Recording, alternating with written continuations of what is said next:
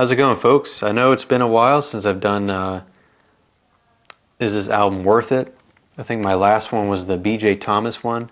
I know, I really apologize. I sometimes forget, I always get an idea in my mind, and it seems like it always slips out, I mean, we all have that, I'm assuming, We all seem to just let things flow or whatever and forget it. But yeah, I meant to actually do this way back, and, I apologize for that. But anyways, no, you shouldn't apologize. You should just say, well, the hell with it, right? Oh, anyways, we got an album here that I kind of was picking a little bit. I was kind of seeing what album would be really worth it. Would be really worth to have a video here that will really, have people seek for it or whatever. And I've seen a lot of people, talk about the album a bit or whatever. And of course, they were one of those groups that really kind of experimented a lot, and they have a really cult album, that cover with the trout mask and all, Yeah, good old Captain Beefheart. We're talking about, well, we're not talking here about trout mask replica here. But the one that I'm going to be talking about here, what is the album that's worth it? Is this album worth it? Is it a yes or a no? And we're going to find that out because I'm going to be talking about the first album from theirs, Safe as Milk, from 1967. Now, 1967 was a year of just great albums, great debuts. You had the Doors' debut album, Jimi Hendrix' debut album.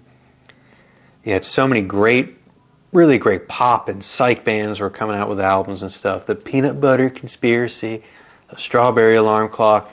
But then you had these guys out, just blending that in with their own spin, with their own flavor, And I haven't really dived much into like the really late core Captain Beefheart, because I know a lot of people seem to praise it a little bit, like the Spotlight Kid and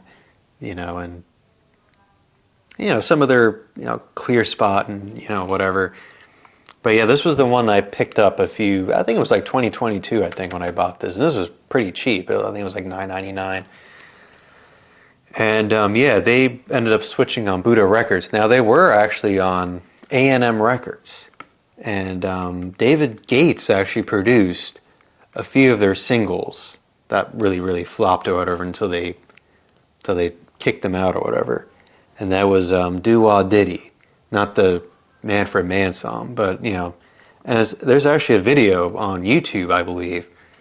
I think it was American Bandstand. I'm pretty sure it was Dick Clark's American Bandstand, and they're doing that. They always do this this segment where it's rate your record. They play the record for the very first time. Like there's one on Incense and Peppermints, believe it or not, and they actually score the song. And they see if it's a success or if it's going to be kind of like not so great or whatever. So that's what they did with Diddy Wah Diddy, I believe. I forgot I don't know what was the score on that. But yeah, but it wasn't until a year later where they properly came out with an album and they were on Buddha Records. And now actually this is actually the first Buddha Records album to be released. Now, of course, Buddha came out with all those silly bubblegum albums or whatever, the 19 Fruit Gum Company, But this is really damn good. I'm just going to kind of go through the the song list here. And it's actually been kind of a while since I've heard this album, so it was kind of a bit of a interesting feel or whatever. Now,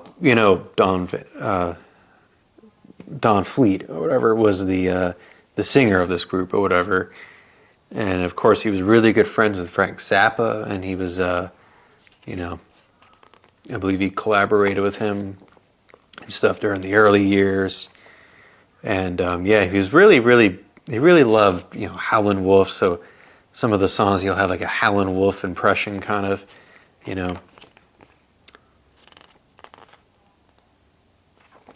So yeah, pretty good stuff. And I think Richard Perry produced the album, which of course he was a very big producer that later on produced for people like Carly Simon, of course, and Ringo Starr. you know. But anyways, yeah, so I believe it says here that the album came out in the summer of 1967, and you have so many of these really quirky band members here, you know.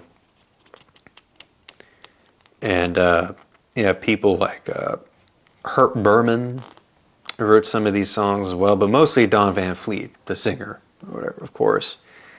Of course, you got you know, Russ Tillman, you know, the guitarist or whatever. Milt Holland, Taj Mahal, Sam Huffman, and guitarist here. Well, those guys were the ones I kind of were saying there were actually the were some additional session players, but really the group contained, of course, Captain Beefheart, Alex St. Clair. Now, some of these guys would be, you know, I think a year later or two, whatever, from the Mirror Man sessions there. There will be some few members leaving the group or whatever. But yeah, Alex St. Clair on guitar, Jeff Cotton on guitar, Jeff Hanley on bass, and John French. Now it says here, produced by Bob. Was it Bob Crenshaw or was it Richard Perry? I don't know who might have had produced. Maybe it was just for maybe a track or two that was produced by Richard Perry, I believe. Of course, arranged by Ry Cooder. Okay. Guy Webster. He was a pretty famous photographer, I believe. Yeah, so let me just run down the track listing here, and then we'll get to the end. Rather, we'll see if the album's worth it or not. So the first one is Sure Enough, Yes I Do.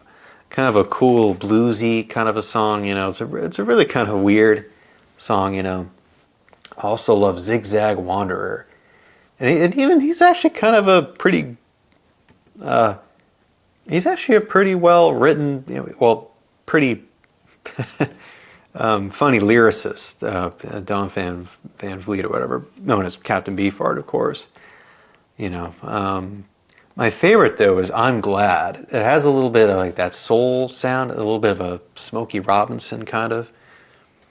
And it reminds me a lot of that Delphonics song, La La La Means I Love You, whatever. Yeah. Yellow Brick Road. That's actually kind of fun. You know, Abba Zaba. You know, there's a little Frank Zappa-ish, you know. I also love Grown So Ugly. And and of course the closing of the album is Autumn's Child, which is actually a pretty good song.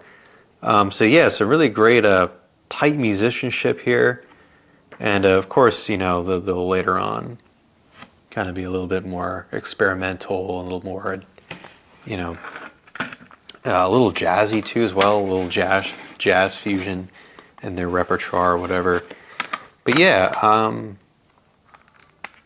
I think this album is actually pretty worth it to me. You know, it definitely has a, you know, they definitely sounded, they definitely had their own stamp. Like, you know, they weren't trying to be they weren't trying to be pretentious or anything, or trying to be like another group or whatever. They were really trying to just be their own band, and that's actually kind of unique.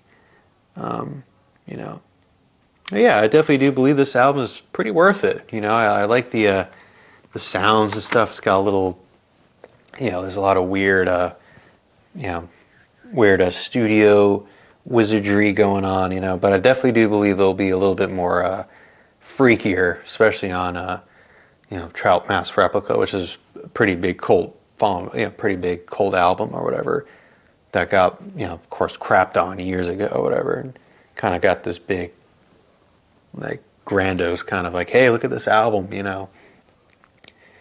And yeah, that's. I mean, I know cutting this short a little bit, but yeah, I definitely do believe this album is pretty worth it. But let me know, folks, if you think this album is worth it or not. I know some have, you know, some mixed opinions, but I really like it though. It's pretty good. 67, great stuff. Okay, folks, take care. And I'm sorry again that I doing this a little bit late. I wish I would have done this earlier in time or whatever. But I'm just busy. I got a full-time job. Just you know, sometimes you just never have enough time. Okay, folks, take care. Bye bye.